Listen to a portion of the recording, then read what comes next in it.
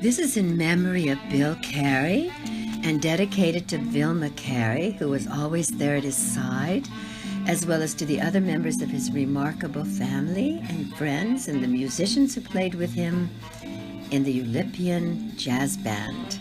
That was one of many names, but that was, I think, Bill's favorite name for the jazz band. Vilma sent me a couple of links to Bill's jazz band on YouTube, and I did my own search too. So what you're hearing in the background is Bill and the musicians who joined him. Right now it's the Eulipian Quartet featuring Bill Carey on sax, Gary Zellerbeck on guitar, Adam Thompson on bass, and Brian Moran on drums. This was recorded on Friday, October 30th, 2015 at the Richard Louis Perry Art Gallery, Ottagonza, their rendition of Beautiful Love. Eulipians, by the way, is, according to what I found online, a jazz term meaning author of love. I feel really lucky to have heard Bill and his jazz band in a number of different places, like Trivoli, Socha Cafe, Balançoire,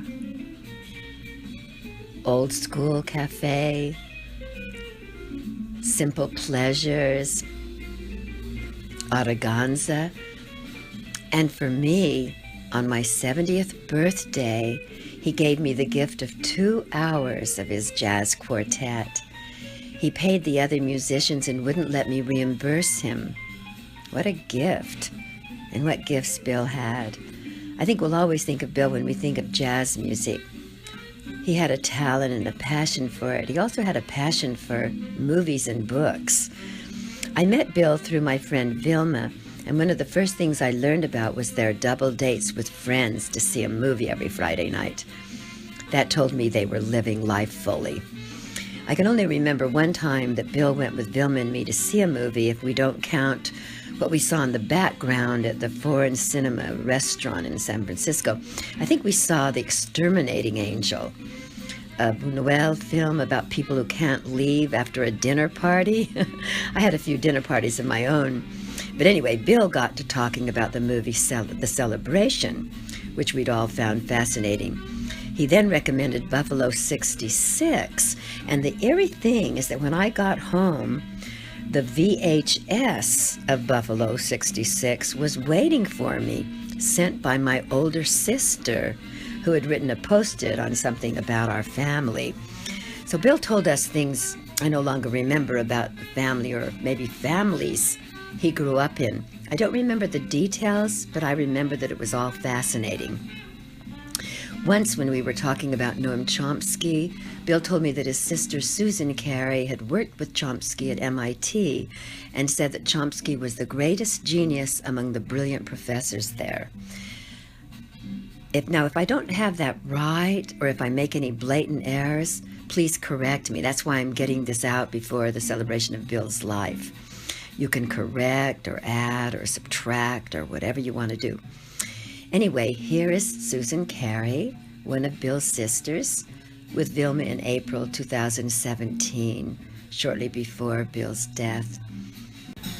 Another relative of Bill's I met is Eliza, now Eliza Block, a software engineer, showing that she has something in common with her uncle Bill.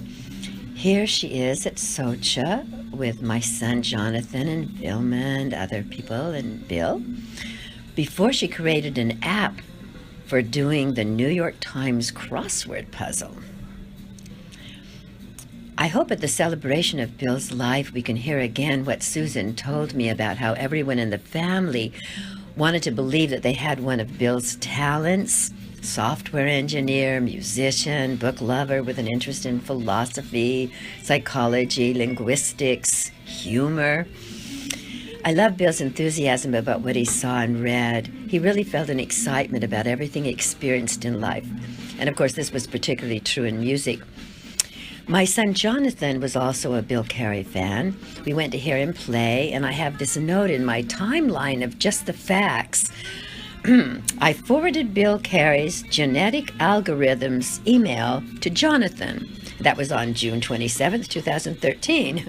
And when I visited them on July 24th, 2013, with a card from a photo I took at the Old School Cafe, Bill lent me Straight Man by Richard Russo, one of my favorite writers.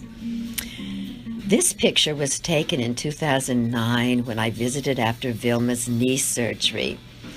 I think we all acknowledged that love between Bill and Vilma and how much he appreciated all that she did for him when she had health issues of her own to deal with. She was always there with him through the years of leukemia diagnosis and treatment and everything else. And she was also there, I think, at virtually every place and every time he played with his jazz quartet. So here they are after the sets at Simple Pleasures Cafe. And here's Bill working on a way to use a tango piece online. Maybe it was Simpatico. And here they are having a good time at the Orquesta Victoria. That was a 12-piece tango ensemble for Buenos Aires in 2015. And there was tango dancing there. And here's Bill with a plaque he got from his admirers at Old School Cafe, where we got to hear him play. They were wishing him well at the time of the first bout of leukemia. And as always, Vilma was hanging in there with him. You can see that I really didn't want to say goodbye.